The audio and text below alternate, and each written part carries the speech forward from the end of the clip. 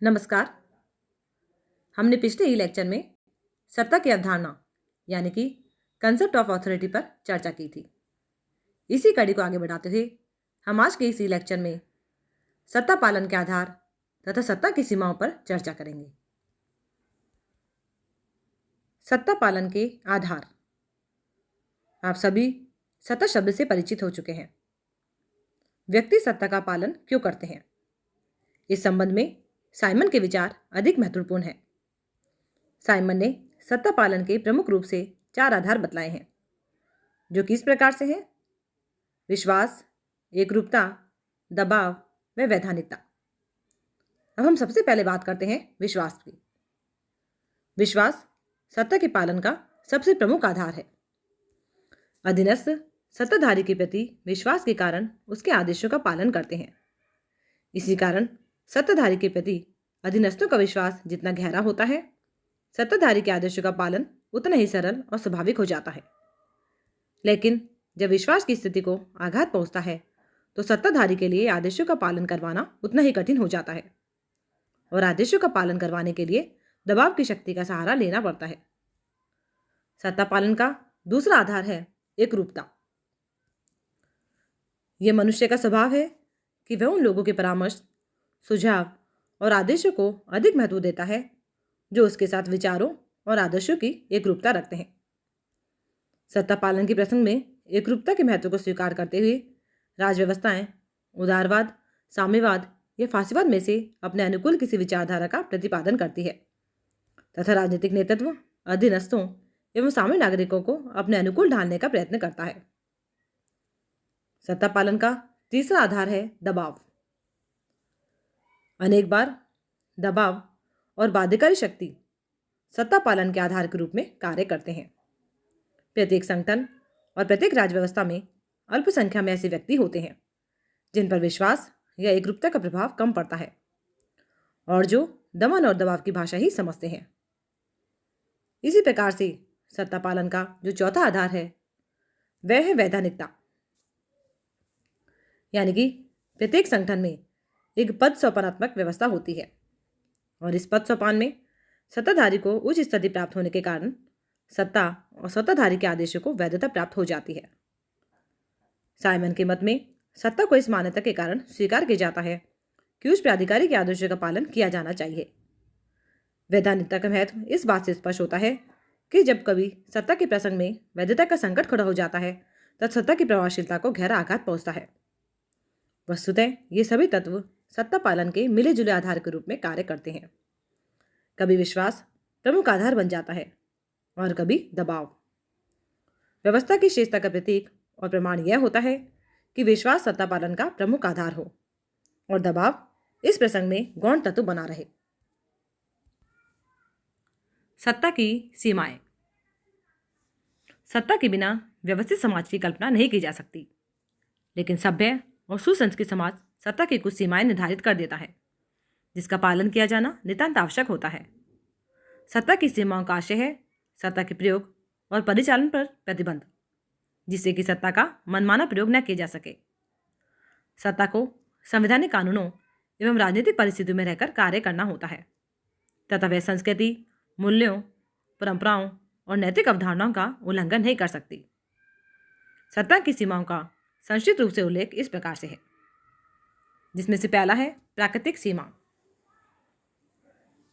संविधान में मूल अधिकारों का उल्लेख हो अथवा ना हो, किसी भी राज्य व्यवस्था को यह अधिकार नहीं हो सकता कि वह नागरिकों को उनके जीवन, सामान्य स्वतंत्रताओं और सीमित संपत्ति से वंचित कर दे। यह सत्ता की प्रथम प्राकृतिक और अनिवार्य सीमा है और इस सीमा का उल्लंघन करने वाली सत्ता का पतन निश्चित है। इसी प्रकार से दूसरी सीमा है वह है नैतिक धार्मिक विश्वास। नैतिकता और धार्मिक विश्वास भी सत्ता की अनिवार्य सीमा है। जब कोई सत्ता नैतिकता और धार्मिक विश्वासों के प्रतिकूल आदेश देती है तब उसका पालन करवाना बहुत अधिक कठिन हो जाता है। इसी प्रकार से तीसरी जो सीमा है वह है सांस्कृतिक सीमा, यानी कि सत्ता को संस्कृति या समाज के सांस्कृतिक जीवन में हस्तक्षेप करने का अधिकार नहीं हो सकता, न ही संस्कृति के क्षेत्र में उसके द्वारा कुछ किया जा सकता है। इसी प्रकार से सत्ता की जो चौथी सीमा है वह है संविधान की सीमा। संविधान राजसत्ता का अंतिम स्रोत होता है, अतः सर्वोच्च सत्ता के लिए भी संविधान के प्रावधानों का पालन आवश्यक होता है। इसके अतिरिक्त प्रत्येक व्यवस्था कुशल कार्य संचालन के लिए नियम उपनियम बना लेती है और ये नियम उपनियम भी सत्ता की सीमाएं निर्धारित कर देते हैं। इसी प्रकार से जो नेक्स्ट सीमा है वह है आर्थिक सीमा, यानी कि प्रत्येक राज्य व्यवस्था के आर्थिक साधन और आर्थिक क्षमताएं सीमित होती है, अतः ये आर्थिक साधन और क्षमताएं सत्ता को सीमित करने की प्रवृत्ति रखते हैं। इसी प्रकार से सत्ता पर जो नेक्स्ट सीमा है वह है अधीनस्थों द्वारा निर्मित संघ, यानी कि कोई भी सत्ता अपने निर्णय को लागू करने और आदेश मनवाने का कार्य अधीनस्थों के माध्यम से करती है। अतः अधीनस्थों की क्षमता की सीमाएं सत्ता की सीमा निर्धारित कर देती है। इसके अतिरिक्त विभिन्न व्यवस्थाओं में प्रारंभ में कार्य करने वाले कर्मचारी अपने निजी हितों की वृद्धि के लिए संघ आदि बनाकर सामूहिक सौदेबाजी करते हैं और यह स्थिति भी सत्ता पर अवरोध लगा देती है। इसी प्रकार से सत्ता पर जो नेक्स्ट सीमा है वह है अंतर्राष्ट्रीय संगठन और अंतर्राष्ट्रीय कानून की। वर्तमान समय में संयुक्त राष्ट्र संघ और अन्य अंतर्राष्ट्रीय संगठनों के अस्तित्व और अंतर्राष्ट्रीय कानूनों की आंशिक मान्यता ने सत्ता पर सीमाएं लगा दी है। यद्यपि अंतर्राष्ट्रीय संगठन और अंतर्राष्ट्रीय कानूनों को बाध्यकारी शक्ति प्राप्त नहीं है, लेकिन साथ ही यह सत्य है कि राज सत्ता द्वारा मनमाने तौर पर इसकी अवहेलना नहीं की जा सकती। इन सब के अतिरिक्त भी सत्ता की कुछ सीमाएं हैं। प्रत्येक राज्य व्यवस्था के कुछ निर्धारित लक्ष्य होते हैं और सत्ता इन लक्ष्यों एवं आदर्शों का उल्लंघन नहीं कर सकती। राजनीतिक चिंतन की सार्थकता सत्ता को सामर्थ्य प्रदान करने तथा साथ ही साथ उस पर सीमा लगाने में ही है, जिससे कि सत्ता की जनहितकारिणी स्थिति बनी रहे। सत्ता और शक्ति, यानी कि ऑथोरिटी एंड पावर। सत्ता और शक्ति बहुत कुछ मिलते जुलते शब्द लगते हैं, तथापि प्रशासन की भाषा में ये दोनों शब्द अपने विशेष अर्थ रखते हैं और एक के लिए दूसरे का प्रयोग नहीं किया जा सकता। सत्ता का रूप एक प्रकार से कानूनी है, जबकि शक्ति का रूप कानूनी होना आवश्यक नहीं है। जब शक्ति को कानून का रूप दे दिया जाता है तो वह सत्ता बन जाती है। कॉलजे फेड्रिक ने लिखा है कि सत्ता शक्ति का एक प्रकार नहीं बल्कि एक ऐसी वस्तु है जो कि शक्ति के साथ चलती है। यह व्यक्तियों और वस्तुओं में एक गुण है जो उनकी शक्तियों में वृद्धि करता है। यह ऐसी वस्तु है जो शक्ति को उत्पन्न करती है, परंतु जो स्वयं शक्ति नहीं है। शक्ति का अस्तित्व सत्ता के अभाव में संभव है, परंतु उसका दीर्घकालीन अस्तित्व सत्ता के अभाव में संभव नहीं है।